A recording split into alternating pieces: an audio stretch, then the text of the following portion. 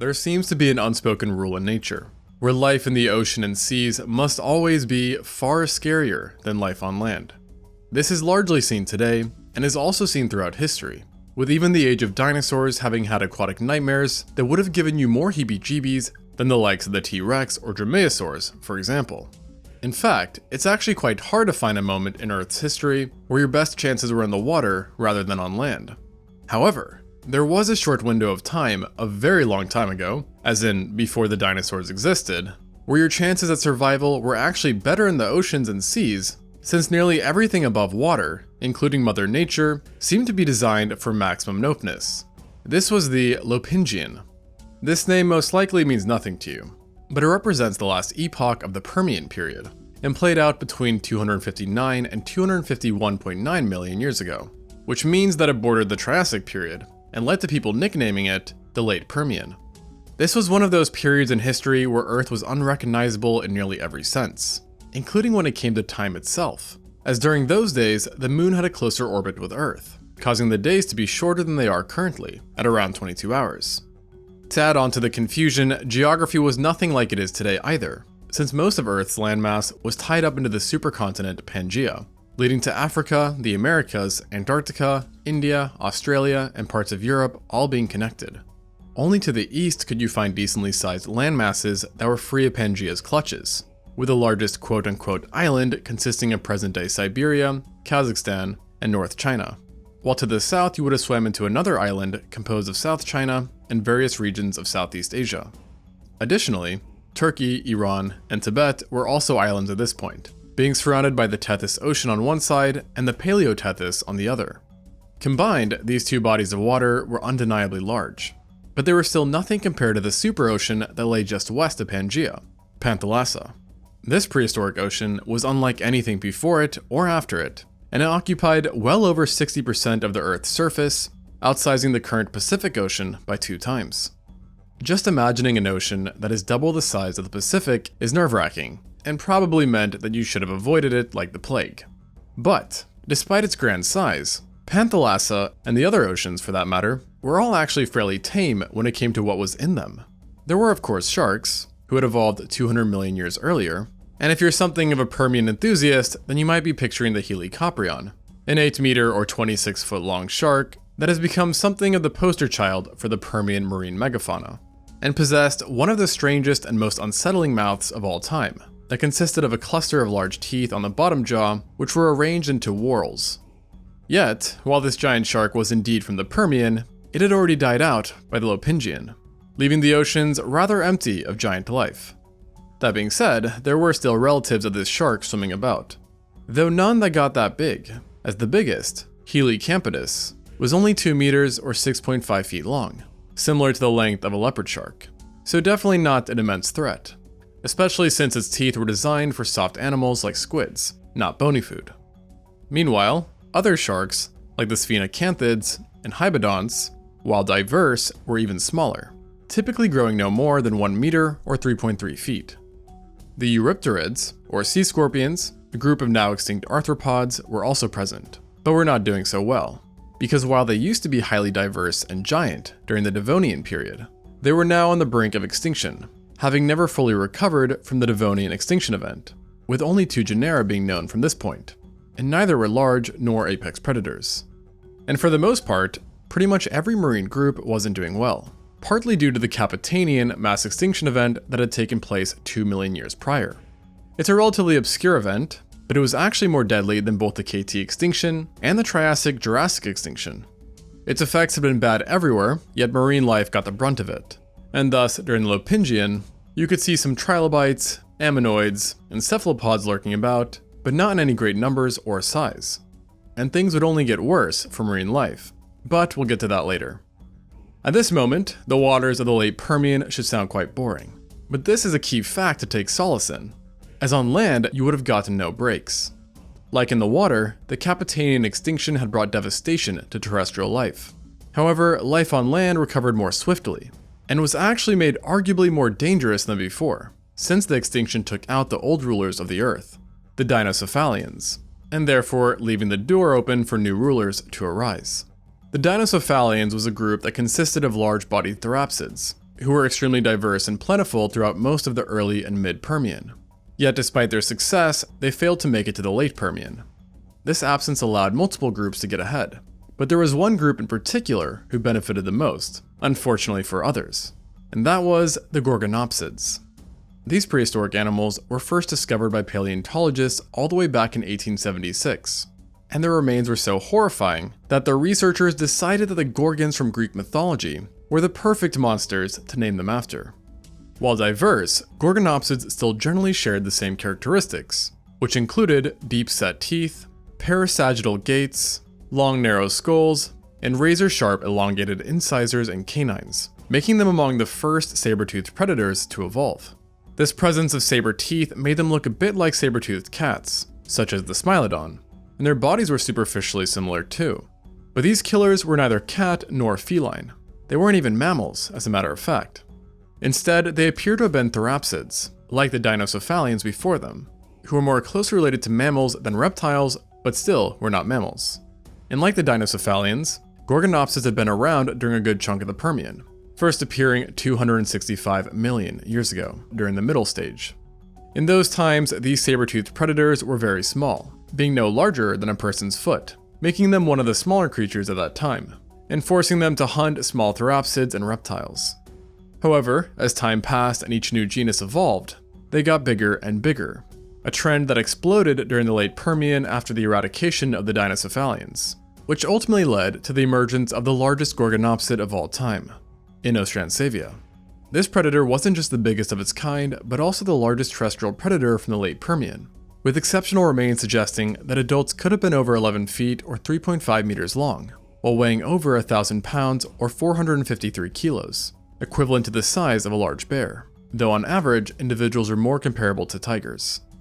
In addition to being much larger than most Gorgonopsids, the Inostrancevia was also built different, as it possessed extremely sturdy long limbs, which made it both durable and surprisingly fast, allowing it to outpace a myriad of medium to large-bodied herbivores, which once caught were in for an absolutely terrible time, as the Inostrancevia possessed elongated post-canines and supersized upper canines that were 15 centimeters or 6 inches long, making them among the largest teeth seen in non-mammalian theropsids. In addition to being lengthy, the weapons were curved and finely serrated, allowing them to easily slice through flesh, incurring massive blood loss and causing catastrophic damage to vital organs. But despite clearly being lethal, it's not 100% sure how the Inostrancevia hunted, with the two schools of thought being that it either used tactics similar to what is seen in Smilodons, i.e. taking out the necks, or it would do something similar to a bite and run, letting accumulated blood loss and shock take a toll over time. Regardless, neither are fun ways to go, so you definitely do not want to run into this apex predator, which was also a very hard challenge for animals back then, as Inostrancevia achieved a widespread range that included now parts of Africa, Asia, and European Russia. This saber-tooth also appears to have been very adaptive, as it routinely popped up in a multitude of very different biomes, such as warm floodplains in South Africa, or cold arid deserts in Russia, where relief was only found in the occasional shallow lake and thin forests, which consisted of Peltis Burmasian, the dominant flora of the late Permian. It's because it lived in these cold deserts that some paleontologists think that it may have had fur as well, yet this idea is still unconfirmed. Now, having one giant Gorgonopsid prowling both hemispheres of the Earth would have been bad enough, but the late Permian was home to many more than just the Inostrancevia, with dozens of other species of Gorgonopsids being known of, many of which lived in the European part of Russia as well, including the smaller Pravoslavlevia and the medium-sized Suchogorgon, resulting in Gorgonopsids having a complete dominance over many ecosystems where herbivores, no matter their size, had a Gorgonopsid as their main predator, and also making Permian Russia one of the last places you'd want to visit. Although, it was actually much worse down in South Africa, where a whole subfamily of giant Gorgonopsids had independently evolved alongside the Inostrancevia, and they were the Rubiginae. While the Inostrancevia was the largest single Gorgonopsid of all time, the Rubiginae were on average the largest family, and were distinguished by robust skulls, the lack of a parasphenoid bone, frequent tooth replacement, and the possession of deeply serrated teeth that were likely even better for cutting than those of the Inostrancevia. They were fairly stocky too, with some coming very close in size to the Inostrancevia, as demonstrated by Rubigia atrox, a species of Gorgonopsid who resided within what is today South Africa and Tanzania. where it sometimes grew to be 10 feet or 3 meters long. This body size alone made it an apex predator, but what was really impressive and menacing was its skull, as it took up over 15% of an individual's total body length. And not to mention that recovered skulls were also extremely thick and had signs of skull bossing, which are bony protuberances that indicate that this predator was made to bite and grapple with powerful large prey. Yet coincidentally, like the Smilodon 250 million years after it, the Rubigia did not have a very strong bite, with reconstructions indicating a bite force of around 715 newtons, only 20% more powerful than the bite of a wolf, which really just shows how well designed its teeth were for piercing effortlessly through flesh and tough hide. Like the Inostrancavia, the Rubigia would have been able to alter entire ecosystems by its lonesome. Yet sadly for all, it was almost never alone, as indirect evidence suggests that it routinely coexisted with other members of its subfamily, that consisted of 9 genera, all ranging in size from medium to large. And if this wasn't bad enough, it's now thought that it coexisted with Inostrancavia too, since both had a presence in late Permian South Africa. Given their similar size and fairly similar builds, the two most likely shared the same predatorial niche, likely leading to frequent conflict.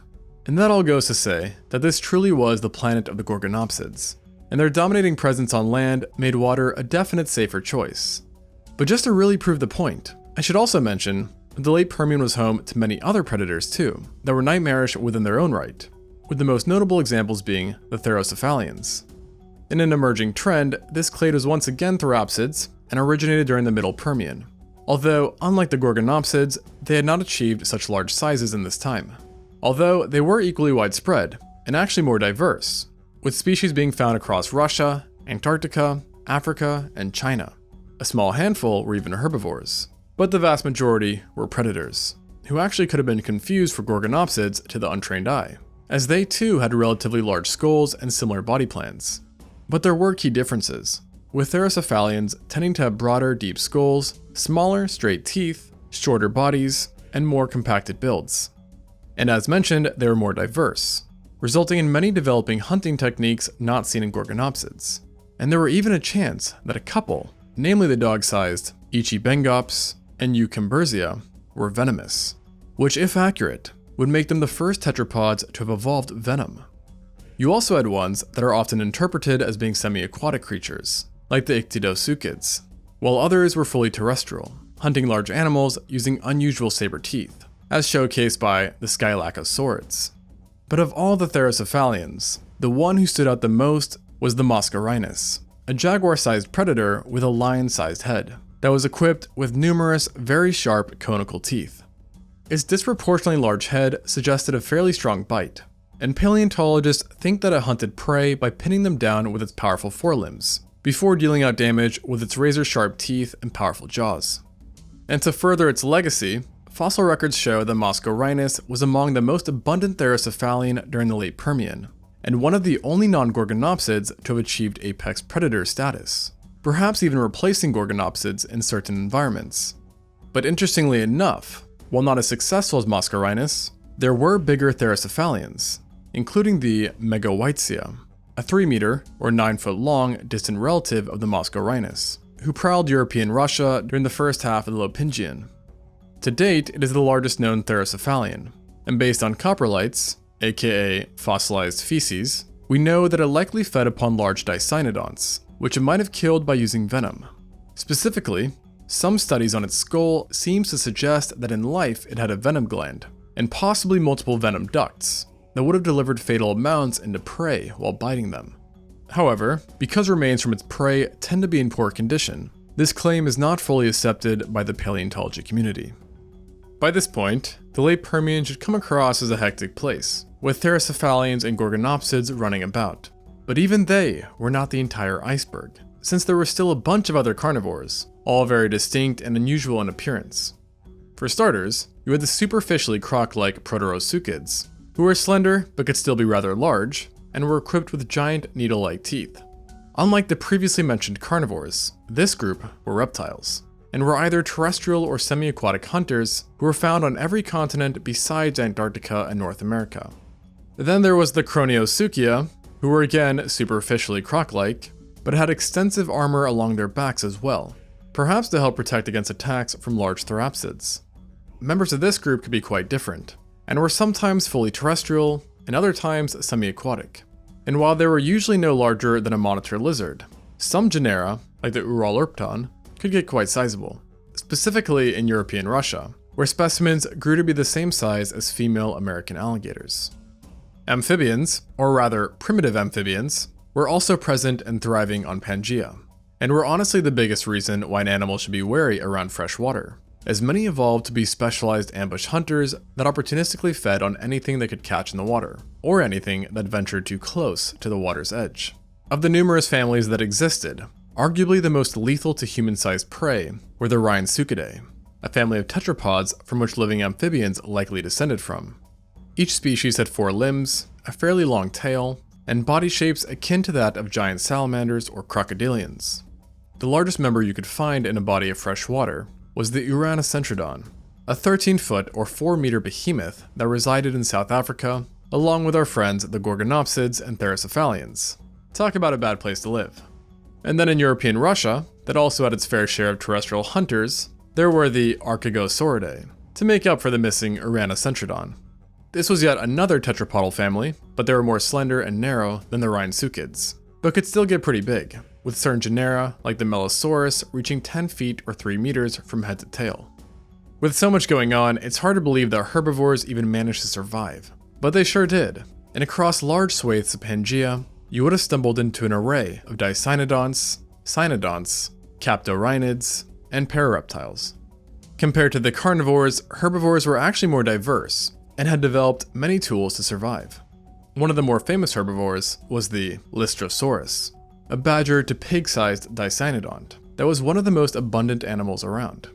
It had a rather odd build, but it was not to be underestimated, as it sported powerful forelimbs and tusks that it may have used to dig deep burrows that granted much-needed protection. And interestingly enough, the art of digging seems to have been relatively common, as totally separate groups, like the Cystophalids, also learned to burrow, using their broad skulls to displace large amounts of dirt.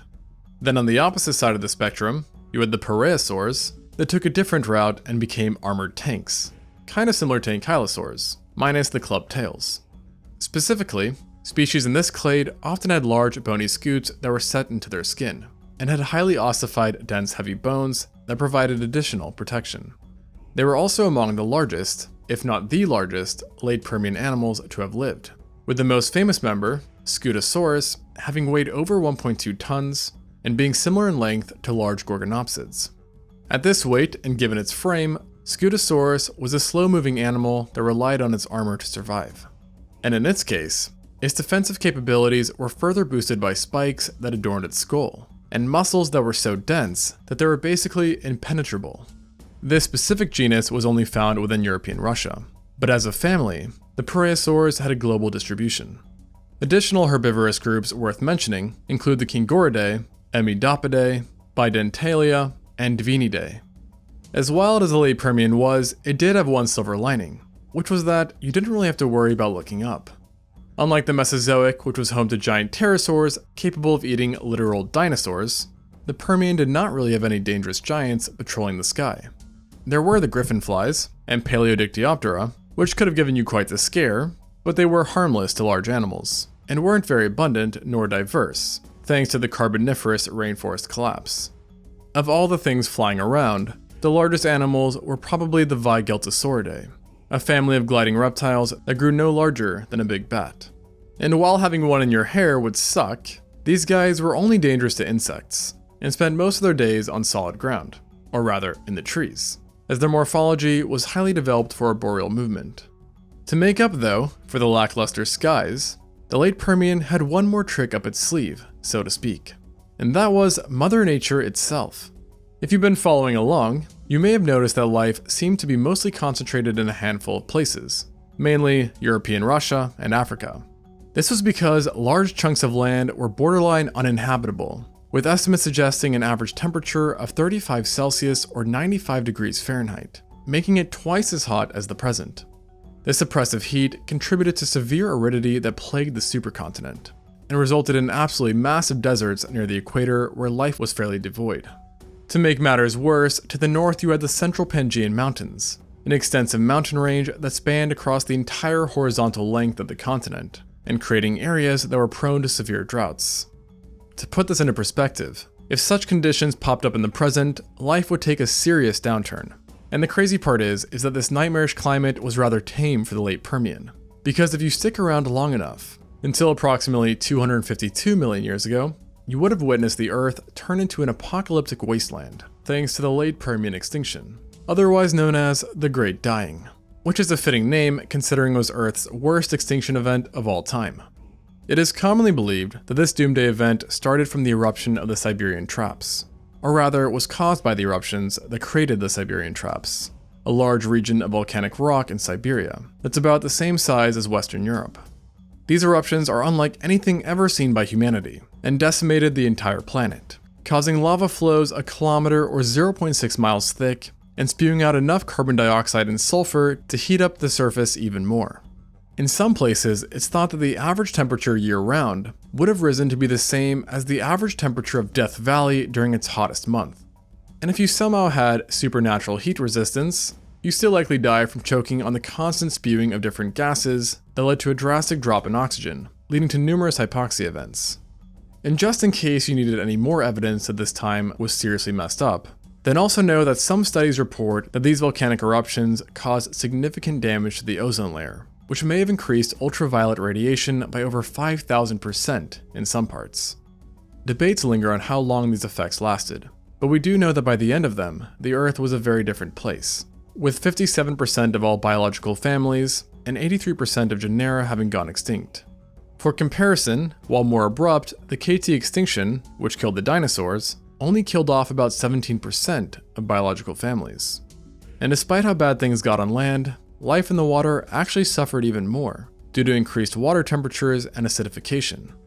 But if you took a dip, you wouldn't have burned to a crisp, and you may have actually enjoyed it, considering the sea temperatures during this event were likely that of a jacuzzi, giving you just one more reason why you'd rather be in the water during this time than on land. Thanks for watching, and until next time on ExtinctZoo.